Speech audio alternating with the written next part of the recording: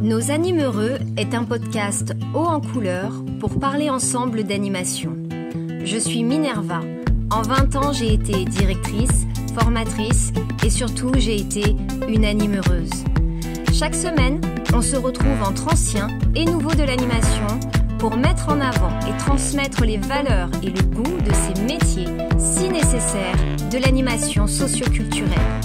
À chaque rendez-vous, on abordera des sujets divers, avec sérieux, mais surtout avec humour et détachement. Ce matin, le nez dans mon décaféiné au lait demi-écrémé, ma plus grande tournait autour de la table où justement je touillais mon breuvage. Maman ? Oui ? Je crois qu'à 16 ans, j'aimerais bien passer mon BAFA. Ça, c'est une bonne idée, ma chérie. Et résultat, je me disais, comme t'es du métier, ce sera plus facile pour moi. À propos de quel sujet ? Tu vas m'aider à trouver un stage.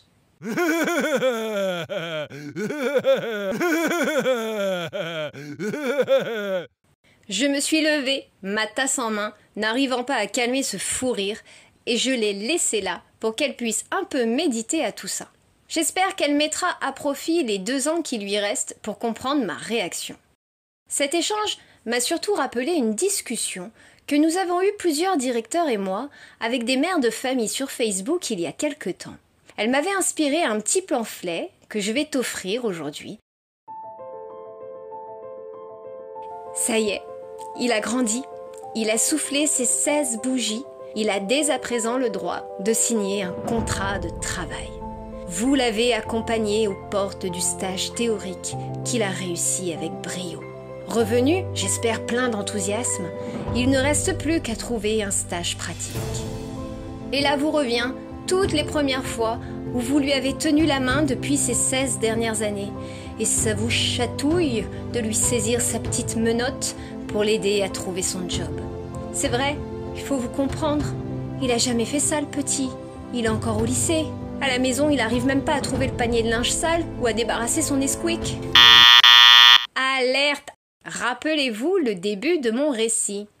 Votre tout petit Quichose du 42 déjà va signer un contrat de travail. Il va devoir encadrer, assurer, comme les autres membres de sa future équipe, des mineurs sur le plan physique, moral et affectif. Mineurs qui eux aussi ont des parents, parfois angoissés de laisser leur chérubin avec votre grand gaillard d'ado. Si cela vous semble trop de responsabilité, alors peut-être que le BAFA n'est pas fait pour lui pour le moment. Ou peut-être la psychologue à 2 balles que je vais me permettre d'être émettrait l'hypothèse que vous avez peut-être un manque de confiance en lui. Sachez que chez vous, c'est le cocon de la maison. Mais au centre, en colo, on est au boulot, et tous les matins, un directeur, une directrice l'attendra de pied ferme, mais sourire aux lèvres, pour l'accompagner dans les journées épuisantes d'animateur BAFA. Si au contraire vous le sentez opérationnel, alors il faut d'autant plus le laisser entreprendre ses démarches seul. Oh là là, j'entends déjà carillonner dans mes oreilles le feu des canons, des parents outrés à l'idée qu'on leur reproche de faire leur rôle de parents à part entière. Alors pour ma part, parce qu'ici on n'a pas l'orgueil de représenter tous les courants de pensée, je vous rappelle que plaire à tous, c'est surtout plaire à n'importe qui, je rappelle que le monde du travail, c'est le monde des adultes. Voici donc la définition du Larousse. Adulte, qui fait preuve d'équilibre et de maturité, par opposition à infantile. Bien entendu qu'on n'est pas sérieux quand on a 17 ans, comme dirait l'autre. Mais fort heureusement, une équipe composée en majorité de jeunes adultes majeurs, et même parfois de quelques mineurs diplômés, seront ses coéquipiers.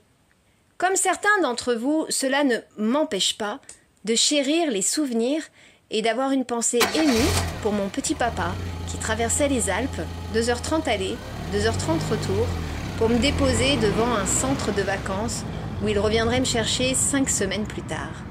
Ou quand il faisait face au verglas, à la neige pour me conduire rejoindre mes congénères déguisés au fin fond du Pilat. Oui, une maman peut ramener une copie d'annonce qu'elle a trouvée au centre social du coin. Elle peut même relire le CV et la lettre de motivation pour épauler en amont ce coquin qui n'accorde toujours pas le participe passé correctement. Mais ça s'arrête là. De trop nombreux parents prennent les devants pour répondre aux annonces sur les groupes Facebook ou en passant eux-mêmes déposer dans les centres de vacances et de loisirs des CV. Sachez que pour la majorité des directeurs avec qui j'ai échangé, même si oui, il existe quand même des dirlots plus flexibles, et sans doute en manque d'effectifs, mais bon, ça on le dira pas, eh bien, c'est éliminatoire. C'est effrayant pour un directeur d'embaucher un animateur qui n'en sera peut-être pas un. C'est un risque à prendre même si le stagiaire est venu se présenter seul, soyons honnêtes. Mais là, tous les voyants sont rouges écarlates. J'ai quand même vu une maman venir chaque soir à 18h30, récupérer sa douce petite de 18 ans, même plus mineure, à l'accueil du centre, comme les parents des gosses, et demander si tout s'est bien passé. Et là, vous vous dites, elle abuse. Mais non, cette pauvre stagiaire qui se liquéfiait dans ses baskets. Donc, je ne prendrai pas de risque. Je préférerais toujours donner sa chance à la maladresse de la jeunesse. Il vaut mieux être un peu maladroit, mal à l'aise lors de son entretien que l'on a déniché soi-même, plutôt que de venir en donnant la main à son papa ou à sa maman. Faites-nous confiance. Nous savons qu'un stagiaire pratique, sans expérience, va être perdu, un peu gauche. Nous allons l'accompagner, le guider. Il ne devrait pas être seul, mais cela peut arriver. Et il doit réagir avec bon sens et maturité. Et ça, pour le jeune stagiaire, le bon sens, c'est primordial. Alors comment le cultiver? En prenant le temps de réfléchir plutôt que de surréagir. En reconnaissant ses limites pour demander de l'aide. En étant consciencieux et en ayant préparé son temps d'animation. Les parents qui nous écoutent, et on est ravis d'imaginer que vous êtes avec nous. Vous voulez nous aider? Pas de souci. Alors aidez-nous, dites-lui de se coucher tôt. Retapez-le avec des bons petits plats une fois rentré. Déposez-le même au centre tous les matins quand il commence à 7h. Mais une fois passé la porte, il enfile sa cape d'animateur et il devient un apprenti adulte. Et au final, quand vous l'avez incité à s'inscrire au BAFA, c'était pour l'aider à s'émanciper. Parce que si l'objectif, c'était de faire fortune... Mauvaise pioche, hein? Voilà, jeune stagiaire qui n'a peut-être jamais croisé d'autres enfants que tes neveux et nièces. Bienvenue de l'autre côté du décor. Ici, tu vas travailler et grandir avec des bénévoles, des stagiaires, des professionnels de l'enfance, des secrétaires attachés à leurs habitudes, des agents d'entretien pressés par la montre, et tu vas devoir rassurer des parents anxieux le matin et pas très rassurés le soir. Alors commence par trouver le courage et la débrouille pour franchir seul le pas de nos portes. Maman, t'as fini? Tu pourrais quand même me donner quelques conseils. Oui, bien sûr, mais après tu te débrouilleras avec tes formateurs. On pourrait éditer 6 règles de base. La liste n'est donc pas exhaustive et peut-être que certains de nos auditeurs, les diplômés ou les dirlots d'ailleurs, voudront en commentaire nous partager les leurs. Bien choisir l'organisme où tu vas postuler.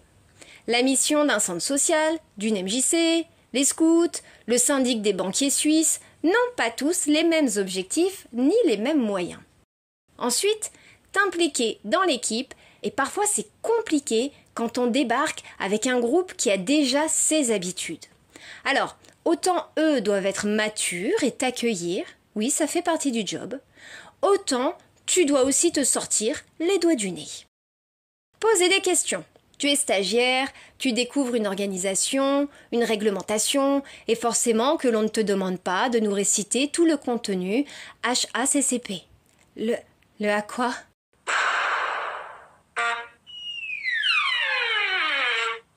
Bon allez, concentre-toi sur les informations qui circulent et surtout apprends à les enregistrer et à les appliquer. Et puis, prépare tes animations. Il faut donner envie à ton public. Il faut lui proposer une activité adaptée à ses capacités. Il faut avoir réfléchi à chaque moment, même au passage aux toilettes, avec le matériel nécessaire, apprendre à gérer l'excitation. Et surtout pour la paix entre animateurs, car on prône la non-violence ici. Range tes affaires!